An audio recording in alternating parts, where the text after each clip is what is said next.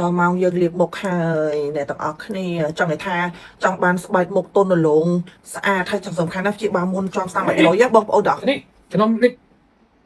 cannot become sad no no no no no មិនបានអត់បាន no no no you cannot be more sad than me អត់ទេចង់ឲ្យថាលេយប់រៀបរយយប់តែ no no no only I can be sad ហេគេពណ៌លាបលេយប់លេអីនេះមកចោលឲ្យគេស្អាតមែនប៉ា no no no no បងប្អូនទាំងគ្នាណាជាមួយនឹងលេយប់បេឡាអ្នកដែលមានបញ្ហាមុខមុនជាប់អាយុយស្នាមអីប៉ាមកអ្នកដែលមានបញ្ហាមុនជាប់ស្នាមអាយុយអីបងប្អូនទាំងគ្នាលាបទៅជាប្រភេទលេយប់បងប្អូនទាំងគ្នាដែលចូលទៅបំពន់រស់កោសិកាដែលងាប់អ្នកដែលធ្លាប់ប្រើជាតិកាត់ជាតិបកជាតិបរោតឬក៏ជាតិប៉ះពាល់ដល់ស្បែកបងប្អូនទាំងគ្នាមើលសាច់គ្រីមគេសាច់គ្រីមគេគឺឡើង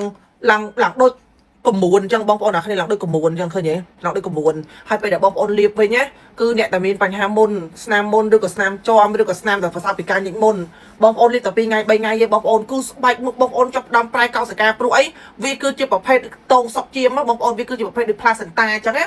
ដែលចូលទៅជួសជុលរកបញ្ហាស្បែកមុខអ្នកដែលមានជាំស្នាមអាចរយអាលឹកស៊ីទៅសៃក្រហមនេះអង្គឃើញទេ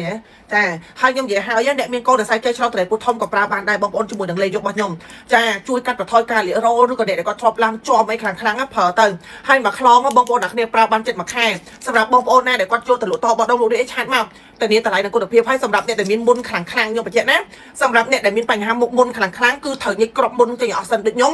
នេះពេលដែលខ្ញុំមានស្ទាកទៅឃើញក្របមុនកទើចឹងខ្ញុំញិចចេញសិនញិចហើយលាបតែមួយយប់ពីរយប់គឺក្រាបអស់ហ្មងបងប្អូនអ្នកគ្នាគឺជាដាច់តែម្ដងអញ្ចឹងបងប្អូនអ្នកគ្នាដែលកំពុងតែមានបញ្ហាមុខមុនជាប់ស្នាមអីរយលេស៊ីសរសៃក្រហមកុំភ្លេចណាចង់បានលេខយប់ល្អចង់បានលេខយប់ដែលធ្វើស្បែកមុខបងប្អូន smooth អឡូងគីឡូកុំភ្លេចជាមួយនឹងលេខយប់បេឡាបងប្អូនអ្នកគ្នាលាបបានទាំងស្រីចង់ផងបងប្អូនអ្នកគ្នាលាបបានពីក្មេងយ12ឆ្នាំឡើងទៅមានបញ្ហាស្បែកមុខពុកគឺលាបបានហើយបងប្អូនអ្នកគ្នាចង់បានលេខយប់ក៏កុំភ្លេចលេខយប់បេឡាទាំងអស់គ្នា